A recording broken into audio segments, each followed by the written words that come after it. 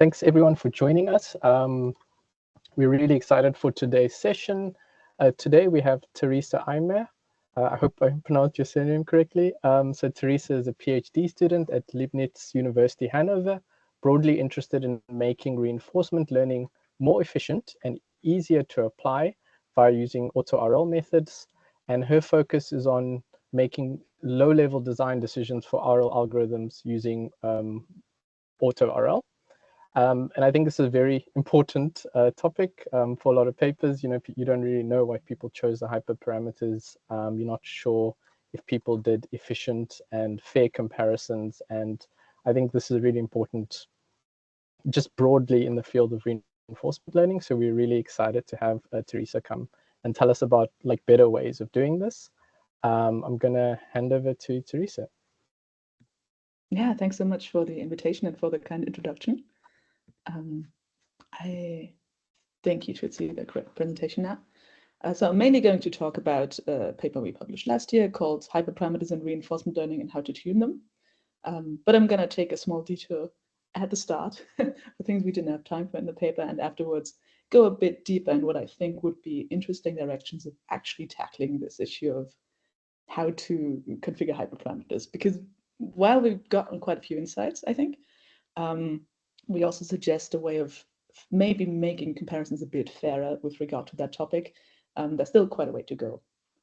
But let's maybe set the scene first. So I'm going to be talking about this relatively simple setting of online model-free reinforcement learning, because it's the one we have the least extra questions for, right? We have a relatively simple setup. We have some data generation mechanisms in our environment, and we have some learning mechanism. And those just interact continuously to produce a policy that performs well. The issue is, if we actually want to do this in practice, we have to make a lot of design decisions. So they're kind of everywhere. On the environment side, we have to make decisions on what kind of tasks or what order of tasks we even train on.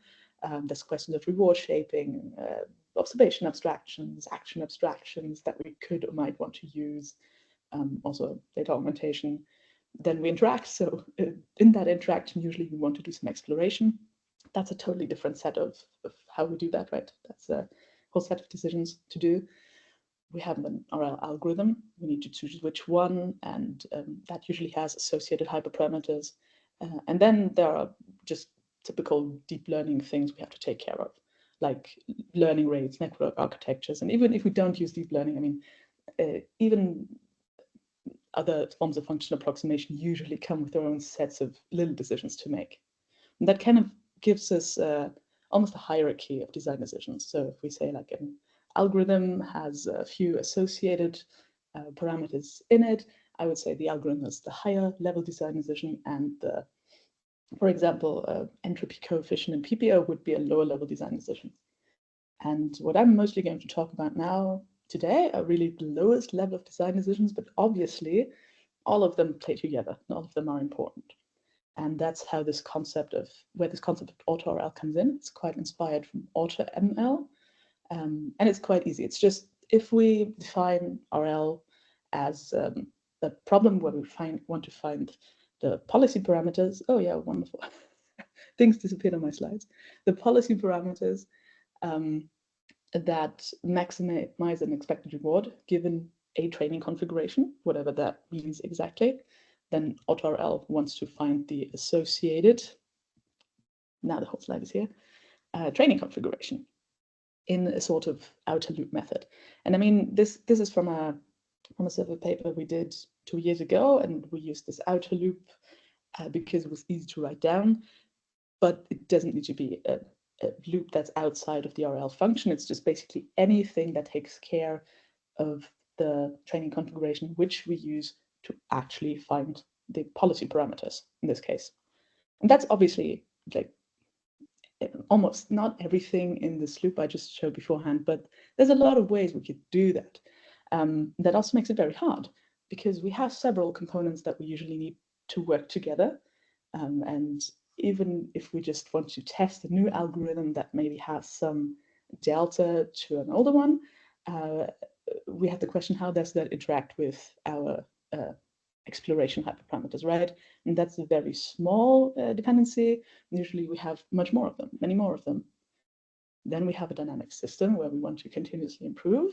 And usually the best data to improve is a moving target, right? So we usually have to adapt our data generation mechanism, but that also means that data distribution changes, which makes the actual learning part of it harder again. All of this, together with randomness that can come from the policy, the environment, and everything else, generally generates instability. And instability in training and in data generation also can compound. You probably are familiar with this if you've used RL in practice. Plus, what we know from previous work also that happened last year is that, at least for hyperparameters, the optimal values of how we want to set them change during the training time, which makes sense given that we have this highly dynamic loop of data generation and learning. And this hasn't really been checked for more higher level design decisions like algorithms, but I could imagine this holds true for everything in the RL loop, that whatever is best in terms of training configuration and settings in the beginning will likely not be best in the middle or towards the end, where we have an expert policy that we only need to fine tune at that point.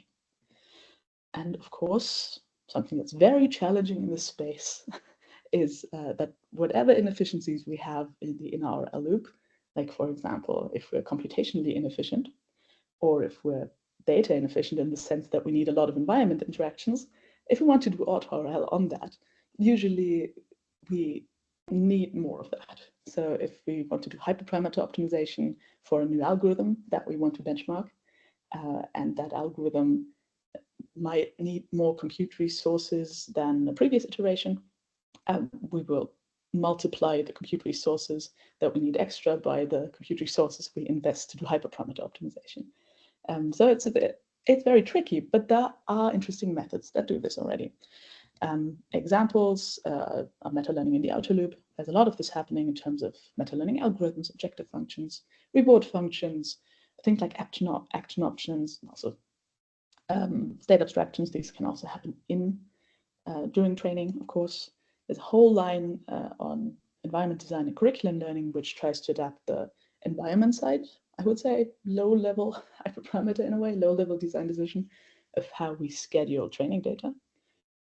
And then there's hyperparameter optimization. And I think those are some examples you might know. The reason I picked the ones above hyperparameter optimization is that they tend to focus on a bit of a slice of training, you know. So we get a lot of insight in, for example, the task scheduling in the environment interacts with our algorithm. That's very interesting. In hyperparameter optimization, because usually these hyperparameters are a bit less interpretable, I would say, than a task schedule, right? If you just look at, I don't know, 10 hyperparameters and their values, it's hard to directly say what does that mean. Usually you get kind of, instead of a slice, the base of a pyramid. So I think that's really interesting because instead of looking at the specific way of an algorithm behavior, it kind of looks at training dynamics in RL more specifically. And that's kind of the lens through which I'll talk about the empirical findings we had in this paper from last year today. So I'll focus more on these questions of what does that mean for RL and RL training, rather than what does this mean for I don't know, hyperparameter landscapes or for the optimization side of it. Though we can talk about that in the discussion if you're interested. So let's get to why HPO is actually important in RL and why we can't, you know, focus more on these meta-learning strategies exclusively. And I think we should focus on them, but there is something to looking at this base of the pyramid of design decisions. And one is obviously that all design decisions we make heavily contribute to the improvement we see over time, because whatever we do in our current policy update and also in current data generation really influences of what data we see in the future, how much we can improve in the future. And especially policy updates are usually, if we speak about deep learning, heavily governed by these deep learning hyperparameters that are, as we already know from supervised learning, quite hard to schedule. Like the question of what the optimal learning rate is will probably never be settled. And so this is a place where we probably won't get rid of the hyperparameters at all, but they're very important to creating a positive snowball effect of improving over time instead of destroying progress and then never getting anywhere. And then something else that you probably already know about RL is that RL algorithms are sensitive to the hyperparameters. So tuning them is not optional usually, because we have a lot of hyperparameters and all of them usually have an effect on training success. So that's usually what sensitivity really means. The algorithm reacts to a change in that hyperparameter, even though it might not be the most important thing for success on a given task. What I maybe need to show you some more data on is my next claim, namely that, I don't know why the slides are weird, RL algorithms typically have many hyperparameters they're sensitive to. I think intuitively, this is something that's not unreasonable, right? Because we have many hyperparameters in the first place. But I claim that most of them could make or break your training if you actually make significant changes to them. And we tried that. So what we did is we ran some grid searches. We had 3 different algorithms, SAC, PPO, DQN, as some standard algorithms that are used. And we had a few environment examples from classic control, from robotic simulations and mini-grid. And then for each hyperparameter of, I think we used stable baselines for this, that was exposed in stable baselines, we ran a grid search for about 5 values, wherever that made sense. So that gave us 128 combinations of algorithm, environment, and hyperparameter. And in 120 of those, the graphs look somewhat like this. So we have here an Acrobot, quite the distance between the best hyperparameter value for number of epochs and PPO and the worst one. And the same is true for something like mini-grid, where we definitely see a change. So I think this is it 5 seeds, I think, where we at least have tight enough standard deviations that we can tell there's a definite difference by changing, in this case, the batch size in mini-grid. And what's also worth noting with this 120 settings where we saw a significant effect is that the 8 other ones didn't mean we discovered a hyperparameter in an algorithm that is not relevant. It just meant that we really had a few environments where there maybe was one hyperparameter that didn't matter much, but it was not consistent, and it was also not located in one algorithm. So I think each algorithm had 1 or 2 settings where really one hyperparameter was not important without a real pattern in there.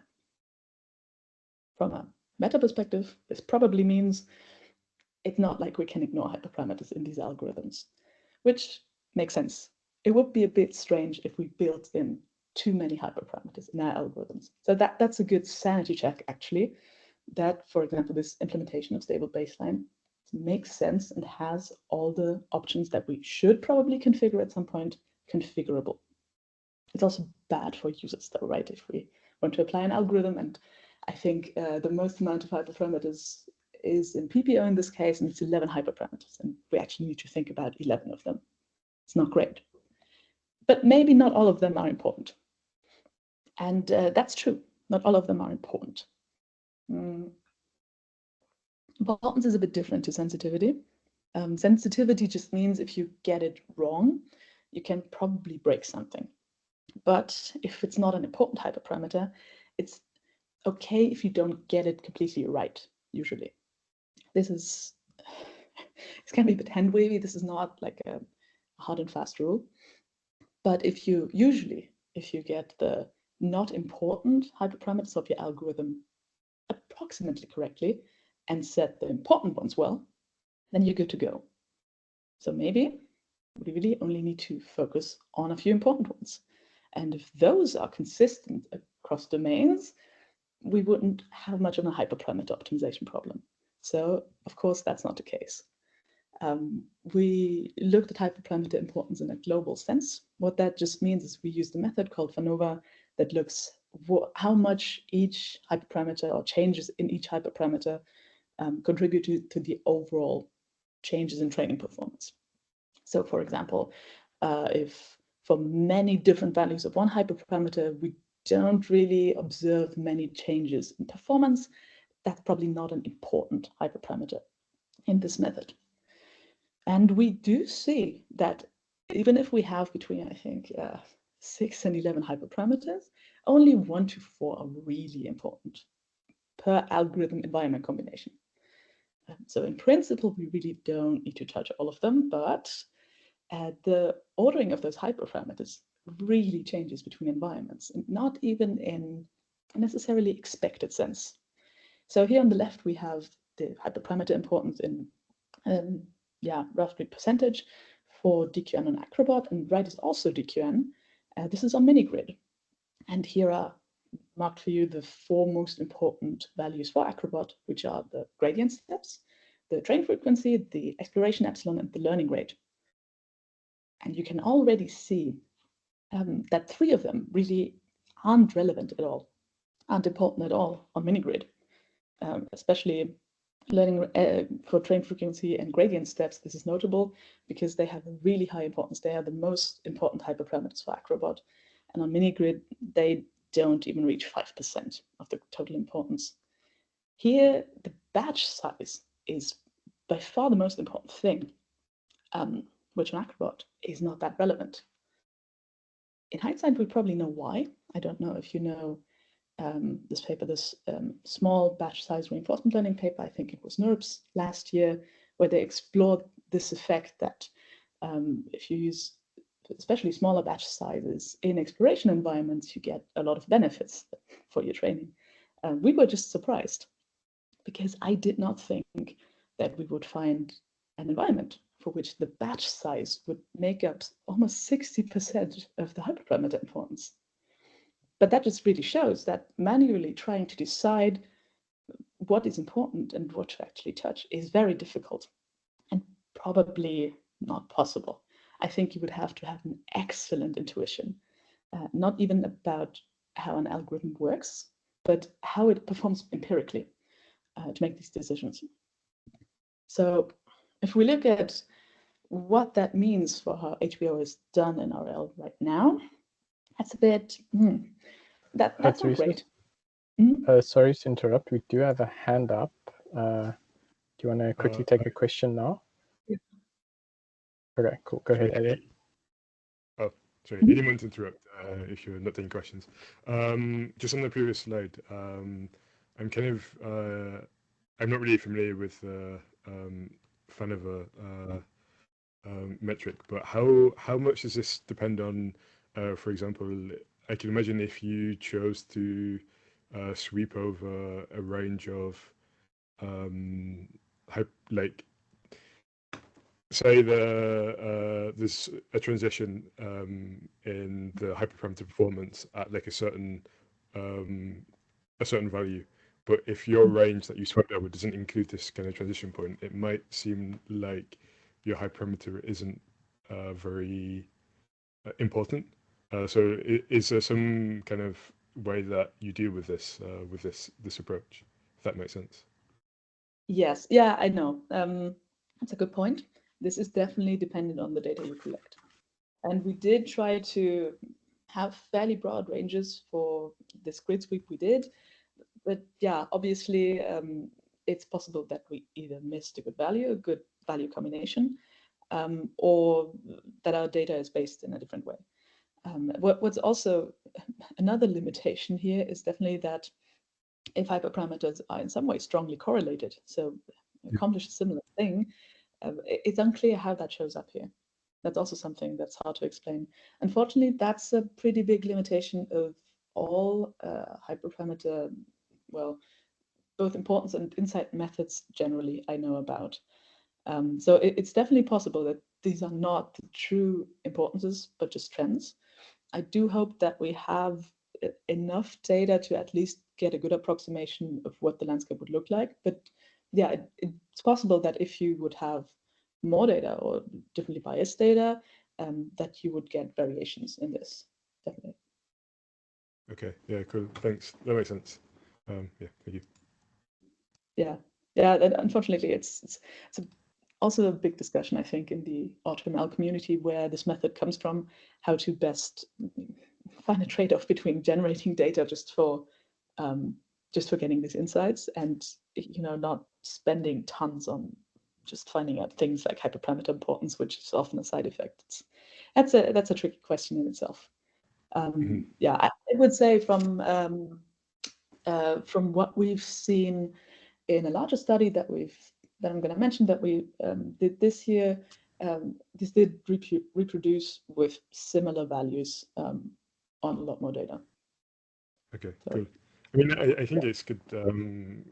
There's a lot. You need a lot of data to get this kind of thing right. But I think, especially in AutoRL, these are very important questions because we don't really have anywhere else knows good of a theory as kind of. Well, I mean, maybe other types of ML, the theory there is still like not great. But I mean, I suppose in RL, there's still like a lot of empirics that we're not even quite sure about. And as you mentioned at the start, like everyone just does different kind of things for their papers, or like tune some hyperparameters and doesn't tune others, but it doesn't really seem to be a good science for what's going on behind that. So it'd be good to see like way more compute thrown at this, which I guess is kind of where your research is also really helpful. But yeah, okay, sorry for the interruption. Thank you.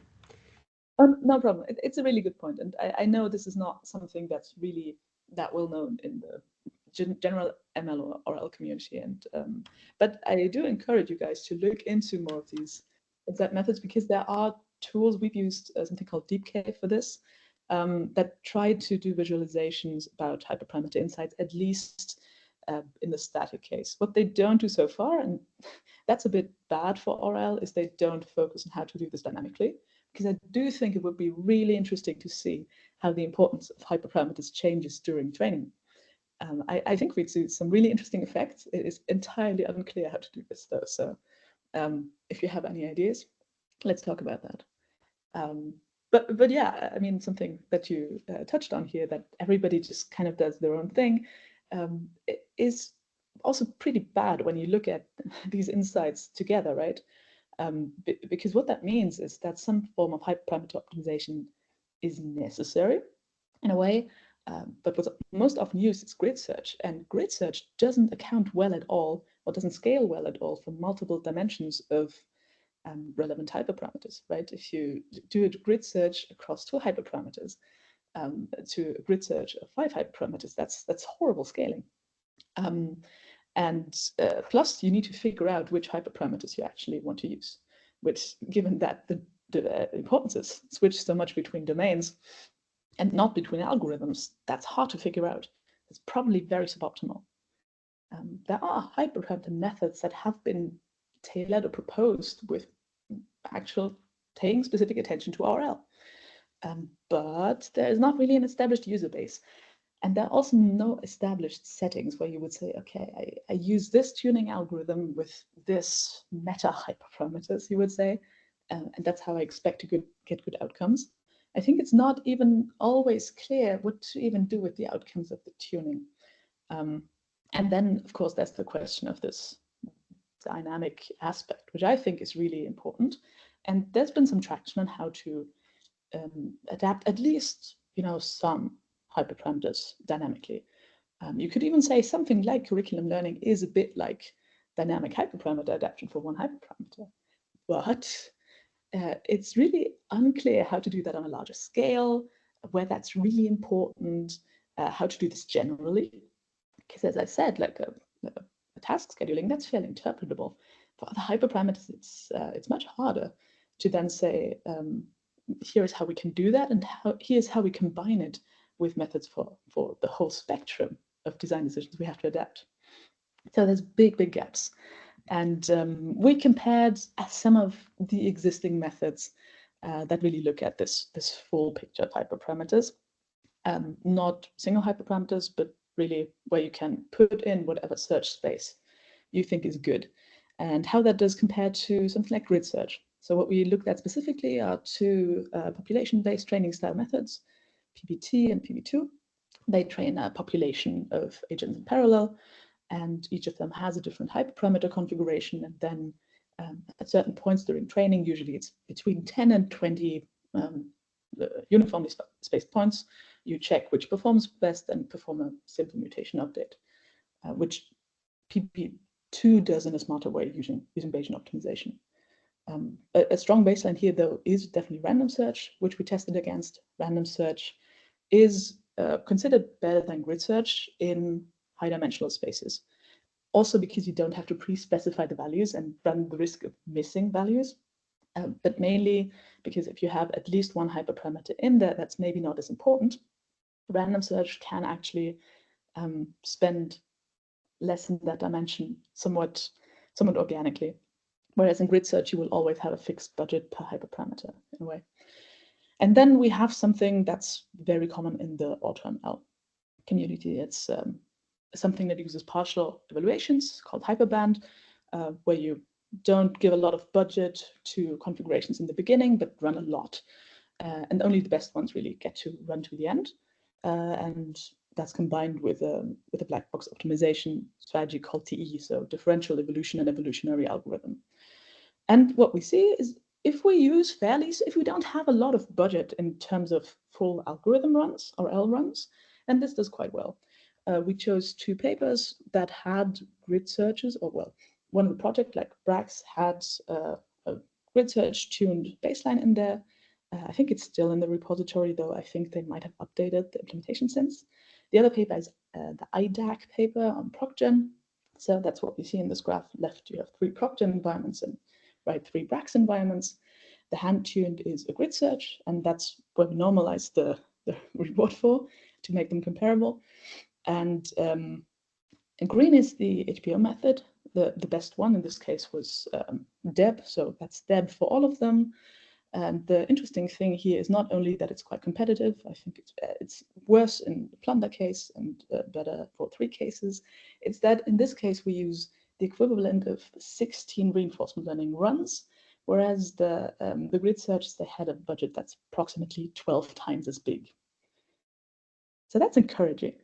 And that's from someone who has done a lot of work in the AutoML or with the AutoML community. It's not that surprising. Because grid search does not scale to these spaces that have many hyperparameters. And I think that's really the effect we see here. If we use something that scales a bit better, we do get some benefits and get to save a lot of interactions. Because I think, so I did this during an internship at Meta. I could not have done this this big grid search at home at all. I can run an algorithm 16 times for tuning. That's fine. I can't run it over 800 times or whatever was the actual grid search budget. Unfortunately, this is not the answer, though. This would be really nice. It would be fairly low budget, and in most cases, we're doing well. And I still think this is a good default approach over grid search, but really uncovered some problems as well. And the big problem here is seeding, as it is always. We can't escape it on the meta level either. So this is a really complicated graph. The only thing that's really important to know is that similarly colored columns do the same thing, but the one to the right is a test setting for the hyperparameters. In this case, that just means different seeds. So we tuned across 5 different seeds, and then we evaluate on 15 different seeds, just 15 other seeds. Nothing else changed. And I think it's not marked here, but you see significant drops, definitely. And the biggest drop is here on the left on Big Fish with these brown bars, where we see incredibly impressive performance on this large brown bar with a budget of 16 full RL runs. And then if we take that same result and put it on seeds we haven't seen during tuning, we get a very much less impressive result that has about an 1/8 of the performance left. That's very unfortunate. That is also, I mean, this is a very large effect, but it's not completely unexpected. I didn't think when we looked into this originally that seeding would make such a big difference, as in performance becomes 8 times worse. But of course, if we do optimization, we always incur a bias. And in this case, apparently there is a strong opportunity for incurring a bias that is seed specific. That's RL for you, I guess. What that means is that probably we have to actually take the seeding into account, not just when comparing our algorithms, but actually when tuning them for comparison. And also, it probably means that simply optimizing on the meta level might not be the answer long term. But first, for the first part, how do we actually take this into account when we want to tune an RL algorithm for a comparison or something, when we want to do something with it? So I think this is a mixture of steps that's both a suggestion for how to probably get a good result and to probably get a comparable result. There is no guarantee for this, though, because most tuning methods are still heuristic in themselves and noisy in themselves, and so are our algorithms. And if you really would repeat all of this for enough times to get surety on the meta level that you really haven't missed the 1% make a difference, you're going to run a lot of runs. But this is probably giving you a better or fairer result than running a grid search. So first, you should think about defining generous search spaces for your hyperparameters. And generous means in terms of don't look at the 2 hyperparameters you think are important. You might very likely miss something that is actually important for your domain. And be careful with how much you set boundaries for these search spaces. Obviously, smaller search spaces can make search easier for an automated method. That's true. We looked at that, and it's definitely if we add or subtract hyperparameters or make the bounds tighter, you can get a slight improvement. But you also run into the much bigger risk of actually cutting off really important parts of your search space. And I'm saying this, I'm stressing this so much because black box optimization is actually good. It can usually handle these spaces. Usually that's not the problem. What's much more interesting is this tuning and test setting. And that's something I think that's easy to miss. If you think about, yeah, I'm just gonna, I'm gonna run a grid search, I'm gonna report the best thing I did. That's probably a bad thing because you will have over-optimized onto your tuning setting. And as we've seen, it could be that someone else uses your method with a slight change, like in a seed, and the performance will be 8 times worse. In this case, we get a really weird comparison, right? And it's also hard to say which one was wrong. The best thing to do is probably to define your tuning setting that includes, if you want to show something about environment variations, seeds, and you should also make sure that everything gets the same optimization budget. Obviously, don't tune only your method and not the baselines. You should then tune methods and baselines exact same way and report the results of the test setting. Reporting the tuning setting can be a nice add-on. The problem with doing this, as I said, is if people downstream want to actually use your method, this is not what they're interested in. Because then what you're telling them is, if you spend the tuning budget I did and use this tuning setting, that's the result you're going to get. Probably people are more interested in, if I use this algorithm or this other improvement, that's the result I'm going to get. And you should also report what exactly you did there in terms of this whole setup. Because that's something that was quite interesting. We did a lot of paper reading, trying to find papers we could compare against the grid search, right? Most people don't tell anybody what they did. And that's a really important information, actually, if you used, I don't know, 20,000 runs of your AutoRL algorithm to get a setting where it works. That's a lot. And that can also be an important indicator about if this is an algorithm that's useful in practice at all, right? So I think this is good to look at. But then obviously there's a second part of how do we get methods that do this? And there are some caveats to what we found. Because as I told you, like the seeding is an issue, but there's also other issues. We use fairly standard AutoML optimizers, but we this year looked at a broader set of environments than just Procter and Mujoko, which are quite dense in terms of their rewards, right? If we look at this denser set, in this case for PPO, where SMAC and SMAC Hyperband are similar to DEB, everything certainly looks really similar. We have no separation in the confidence bands anymore. It's probably much better than grid search still, but these AutoML methods where they say, and that's an established fact in that community, that random search is not something that's optimal to use. It's not something we can support right now in RL. This seems to be actually harder than supervised learning, which, I mean, I've been saying that, but we seem to have something like an indicator here. And that's probably because optimization it sometimes looks weird. Like these hyperparameters induce landscapes. Here in this case, we have one hyperparameter against another. These are just a few random examples. The point is sometimes they look easy, like on the left or even in the middle. You change one hyperparameter or you change both, but you have a relationship between them that makes sense. And this is a space where you can do searching, where you can do black box optimization. There are all kinds of things on the meta level that don't really need to be inside the algorithm to make sense. But then we also have things on the right, which just looks terrifying. It's lighter is better, and almost nothing is light here. And also some of the darkest spots are close to the lightest spots, which means if we take a small step in the wrong direction, we end up from the very top of performance in the bottom of what we can find. That's not good, obviously, but that's something we could change on the algorithmic level, but that will be hard. It might be that we might need to be more creative in how we solve this.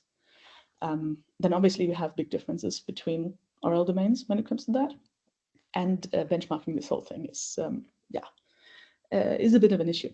That's also another reason why I think we don't see these standardized setups, because obviously if the HBO methods for RL don't really do a good job comparing against others, I can see why RL practitioners would be hesitant to say, yes, I'm totally using this method and the proposed way of doing that. And hopefully we can do a bit about that. It's fairly recent work. We've tried to build a bit of a benchmark for HBO specifically, and especially focusing on getting the costs down through JAX and sub-selecting a smaller set of environments for each algorithm that we support, so that we also have this broader domain coverage for future methods, which I think is going to be important. But mostly the question is, how do we solve this in the long term at all? Because I do think classic HBO is probably not the way to go. Classic HBO is really this black box optimization focused approach that looks at a single objective like a reward. And it's not that generalizable, especially if we look at the fact that even already fails when we just change the seed and nothing else. That means we really have to do this whole black box optimization setup whenever we do a really slight change to our setup. That's not practical, especially if we think then about problems that we might want to apply in the real world, or when just data generation becomes very expensive, because what you're going to do then, right? So I think we can do better in future, but we're very much at the start of that. I think a first step will definitely be the question to think about: how can we just warm start? If we have some data, for example, how to solve an environment, how do we transfer this knowledge? How do we build heuristics, maybe based on algorithm statistics, to do some dynamic adaptation from a static starting point that might stabilize this whole process and, for example, make the transfer from seed to seed less bad? And then obviously the question is how much meta-learning can help here. And so I brought you a few questions that I'm asking myself a bit, that might also be interesting for you to think about. And that's, what are good algorithm features, let's call them like that, that we could use to base dynamic configuration strategies on? Like, what do I need to look at in an algorithm to decide now's the point where I want to change a hyperparameter, or change something about the algorithm? Can we combine different design decisions beyond just doing black box search about hyperparameters? Can we really adapt hyperparameters in a meaningful, tactical way together? For example, environment design and reward shaping, they should be related. Can we combine them? I talked about warm starting already. I think a really related question here is then also algorithm selection. I think that would be a big step that would involve, say, being able to reason across what makes an environment interesting or challenging to an RL algorithm, and then being able to say this is the algorithm for that environment. But given that by now I think we have a lot of different RL environments or variations, and it's not that clear when to use what.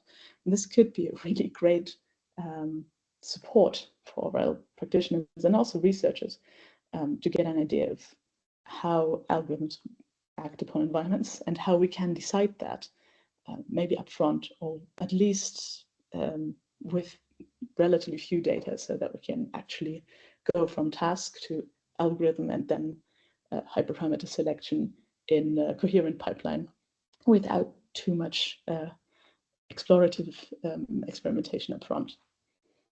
And I think that's what I would have to say. Now I'm curious about your questions and opinions on the topic. Thank you. Okay, cool. Thanks so much, Theresa, for your excellent talk. Yeah, I think it was really, I think a lot of the results were quite surprising. You know, the link between, I think, in like algorithmic and environment combinations for hyperparameters and how that can change. I'm not sure that's a very common result, because people tune like an algorithm and they say, okay, this is pretty stable across these environments. So I think these are a lot of important points. So I'm gonna end the recording now, and then people can just ask questions in a more comfortable state. But thanks again. That was a really excellent talk.